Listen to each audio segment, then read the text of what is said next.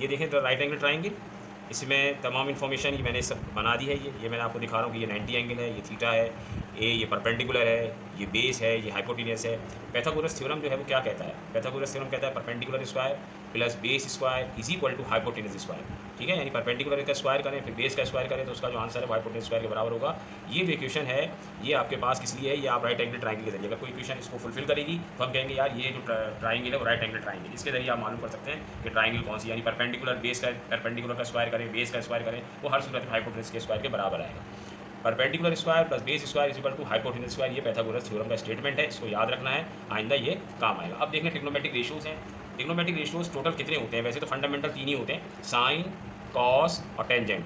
फिर साइन का जो रेसिप्रोकल होता है उसको हम कोसेक कहते हैं, कॉस का जो रेसिप्रोकल होता है उसको हम सेक कहते हैं, जो टेंजेंट का रेसिप्रोकल होता है उसको हम कॉट थीटा कहते हैं। लेकिन 3 जो बेसिक होते हैं वो साइन थीटा, कॉस थीटा और टेंजेंट थीटा है। अगर आपसे कोई कहे कि व्हाट इज साइन थीटा तो आप कहोगे the ratio between perpendicular and hypotenuse is known as sine theta, यानी परपेंडिकुलर और हाइपोटेन्यूस के रेशियो को हम साइन थीटा कहते हैं। बेस और हाइपोटेन्यूस के रेशियो को हम कॉस थीटा कहते हैं, परपेंडिकुलर और बेस के रेशियो को हम टेंजेंट थीटा कहते हैं। तो इसको आप याद कर लो कि यार ये परपेंडिकुलर अपॉन हाइपोटेन्यूस जो है वो साइन थीटा के बराबर है, base upon hypotenuse cos theta के बराबर है और परपेंडिकुलर अपॉन बेस जो है टेंजेंट थीटा के बराबर। ये 3 फंडामेंटल, इसको आप जब ट्रिग्नोमेट्री करोगे, बेसिक ट्रिग्नोमेट्री करोगे तो आप इसको याद रखोगे। किस तरह से याद रखोगे? Sine theta is equal to perpendicular upon hypotenuse, cos theta is equal to base upon hypotenuse, tangent theta is equal to perpendicular upon base. इस साइन का रेसिप्रोकल, रेसिप्रोकल क्या होता है? उल्टा, यानी साइन का रिवर्स कर दें तो साइन का जो रेसिप्रोकल होगा वो बन जाएगा कोसेक। तो कोसेक बनेगा तो इसको भी आप रेसिप्रोकल करेंगे तो sine cosec theta is equal to hypotenuse upon perpendicular हो जाएगा। कॉस का रेसिप्रोकल क्या होगा? कॉस का रेसिप्रोकल होगा सेक, सेक हो जाएगा एच अपॉन बी। टेंजेंट का रेसिप्रोकल क्या होगा? टेंजेंट का रेसिप्रोकल होगा cot is equal to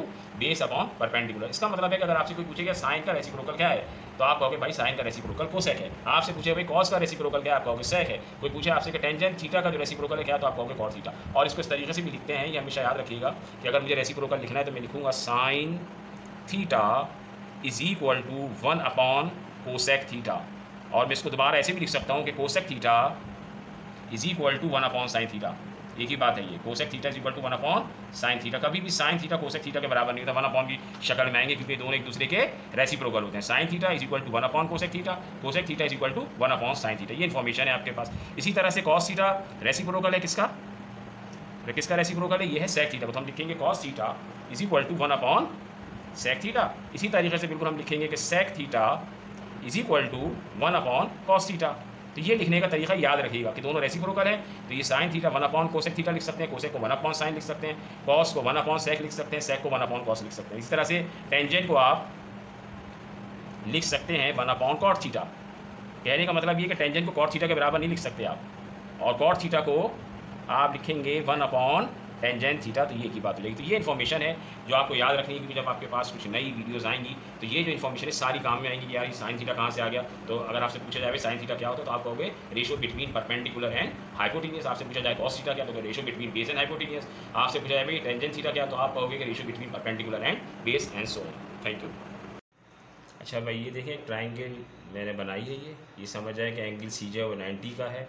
angle ए कोई सा भी एक्यूट एंगल है, बी भी जो कोई सा एक्यूट एंगल, और यहाँ पे आपके पास कुछ डिस्टेंस दिए गए हैं। जैसे आपके पास side A B is equal to 20 दिया गया है, B C is equal to 16 है, इसी तरह से सी इज इक्वल टू 12 है। इनकी जो आपके पास यूनिट है फर्ज करें सबके सेंटीमीटर है सबके मीटर है, लेकिन इसको विदाउट यूनिट लिख दिया गया है। अब यहाँ पे you have to find the value of sine measure angle A, cos measure angle A, tangent measure angle A and then sine measure angle B, then cos measure angle B. तो it means कि you have to find these values, sine measure angle A, cos measure angle A, tangent and so on. तो पहले आप क्या करोगे कि पहले आप देखोगे यार हमारे जहन में क्या क्या फार्मूले हैं। फार्मूले हमारे पास वही हैं जो हमें याद होने चाहिए हमेशा, कि हमारे पास क्या फार्मूले होते हैं। क्या हमें पता होता है कि यार साइन थीटा जो है ये जनरल फार्मूला याद रखना, परपेंडिकुलर अपॉन हाइपोटेन्यूस के बराबर होता है हमेशा। फिर कॉस थीटा जो है ये general formula, theta means general angle, cos theta is equal to होता है बेस अपॉन हाइपोटेन्यूस। फिर उसके बाद हमारे पास क्या होता है कि tangent theta is equal to ये होता है परपेंडिकुलर अपॉन बेस। अब इसमें ये क्या चक्कर है, ये भाई पूछेंगे कि सर ये क्या हो गया, ये तो मेजर एंगल ए आ गया, मेजर एंगल बी आ गया, ठीक है, और सी पे 90 का एंगल बन रहा है, तो ये हम कैसे कैलकुलेट करेंगे। तो जाहिर बात है, आपको मैंने बताया था पहले भी, ये वीडियो आप देख चुके हैं कि उसमें एंगल के हिसाब से परपेंडिकुलर और बेस जो हैं वो चेंज होते रहते हैं, सिर्फ हाइपोटेनियस जो है ये एक रहता है। ये आपके पास opposite side of 90 angle is known as hypotenuse, तो ये 20 रहेगा। लेकिन जब आप एंगल ए कंसीडर करेंगे तो एंगल ए के हिसाब से ये परपेंडिकुलर हो जाएगा और ये बेस हो जाएगा। लेकिन जब आप बी कंसीडर करेंगे तो फिर ये परपेंडिकुलर हो जाएगा, ये बेस हो जाएगा। तो इससे बचने के लिए कि यार हम क्या करें, तो हम एक क्या करते हैं कि हम पहले सॉल्व करते हैं, एक सॉल्व कर लेते हैं। यहाँ पर नंबर 1 मैं सॉल्व कर रहा हूँ कि sine measure angle A is equal to, sine का हमेशा वही फार्मूला लिख लें आप, परपेंडिकुलर अपॉन हाइपोटेनियस। अब ए के हिसाब से परपेंडिकुलर देखना है, तो ए के हिसाब से जो परपेंडिकुलर बनेगा वो ये बनेगा, जिसकी वैल्यू आपके पास है 16, और हाइपोटेनियस आपके पास क्या है, हाइपोटेनियस आपके पास है 24 के टेबल से इसे कैंसिल कर दें, 4 4 ज़ा 16, 4 5 ज़ा 20, तो ये आपके पास साइन मेजर एंगल की जो वैल्यू है वो आ गई आपके पास 4/5। इसी तरह से आप जो है वो कॉस मेजर एंगल की अगर वैल्यू मालूम करेंगे तो क्या फार्मूला है, cos measure angle A, formula क्या है इसका फार्मूला है, कॉस का फार्मूला क्या, तो वही रखें आप, बेस अपॉन हाइपोटेनियस। तो कॉस के हिसाब से जो आपके पास एंगल ए है, एंगल के हिसाब से ये परपेंडिकुलर था, तो बेस कहाँ चला गया, बेस ये है आपके पास, तो बेस आ गया 12/20। आप इसको जो है 4 के टेबल से फिर कैंसिल कर दें, 4 3 ज़ा 12, 4 5 ज़ा 20, तो ये आपके पास जो वैल्यूज़ हो गई ये तो एंगल ए के हिसाब से हो गई, ठीक है। इसी तरह से अगर आप वैल्यूज़ देखोगे, एक बी के हिसाब से कर लेते हैं, मैं निकाल देता हूँ sine measure angle B, formula वही लिखे हैं, परपेंडिकुलर अपॉन हाइपोटेनियस, ठीक है भाई। तो बी के हिसाब से परपेंडिकुलर देखो, अब तो ये बी है, बी के हिसाब से बन गया 12, तो ये हो गया 12/20, से कैंसिल कर दें तो ये हो जाएगा 4 3 ज़ा 12 और 4 5 ज़ा 20, तो ये आ गया आपके पास। ये देखें, ये आपके पास साइन मेजर एंगल ए की वैल्यू जो है वो कॉस मेजर एंगल ए के बराबर है, साइन मेजर एंगल बी की वैल्यू, सॉरी इसके।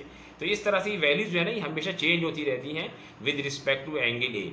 जब आप ए से करेंगे तो ये परपेंडिकुलर हो जाएगा, ये बेस हो जाएगा। जब आप विद रिस्पेक्ट टू बी करेंगे तो फिर आपके पास ये हो जाएगा। हाँ, अगर आपको फिर भी इसमें कोई परेशानी हो रही है तो आप एक काम करें कि यार हमें बहुत परेशानी हो रही है, बड़ी इसमें तकलीफ पहुँच रही है, तो हम इसको किस तरह से करेंगे, हम इसको लिख लेंगे with respect to major angle A का कॉलम बना लो, यहाँ पे बना लो with respect to major angle B, और परपेंडिकुलर लिख लो ए के हिसाब से, ए के हिसाब से जो परपेंडिकुलर है ये 16, हाइपोटेनियस दोनों जगह सेम है 20, बेस आपके पास जो है वो बेस आपके पास जो बच जाएगा वो बेस है, ये 12 हो गया। इसी तरह से बी के हिसाब से आप लिख लो, बी के हिसाब से परपेंडिकुलर क्या होगा, तो ये हो जाएगा बेस 12 हो जाएगा, फिर उसके बाद हाइपोटेनियस लिख लो, हाइपोटेनियस आपके पास 20 है, अब आपके पास जो बच गया बेस है वो यकीनी तौर पे 16। तो इस तरह से आप इसमें कॉलम बना के और उसको आप कर सकते हो कि यहाँ से वैल्यू आप उठा के कर लो, ठीक है ना। जैसे साइन मेजर एंगल बी आपने देखा परपेंडिकुलर अपॉन हाइपोटेनियस, तो मेजर एंगल बी जो है वो ये है आपके पास, ए वाला कॉलम आपके पास ये, तो आप बी वाले कॉलम में से वैल्यू देखो यहाँ पुट कर लो। तो ये भी एक आसान तरीका है, इस तरीके से भी आप इसको सॉल्व कर सकते हो, इसमें किसी भी किस्म की कोई मुश्किल नहीं है बस। लेकिन आपको सिर्फ और सिर्फ फार्मूला याद होना चाहिए, ये पता होना चाहिए कि परपेंडिकुलर और बेस जो है ये हमेशा अकॉर्डिंग टू द एंगल्स होते हैं। अगर ए एंगल आप लेंगे तो ए के हिसाब से परपेंडिकुलर कुछ और होगा, बी के हिसाब से परपेंडिकुलर कुछ और होगा, लेकिन हाइपोटेनियस जो है वो सेम रहेगा। Thank you. अगर आपको ये वीडियो पसंद आई है तो मेरे channel math with Abdul Salam को सब्सक्राइब करें, वीडियो को लाइक करें और कमेंट्स और शेयर करना ना भूलिएगा। Thank you.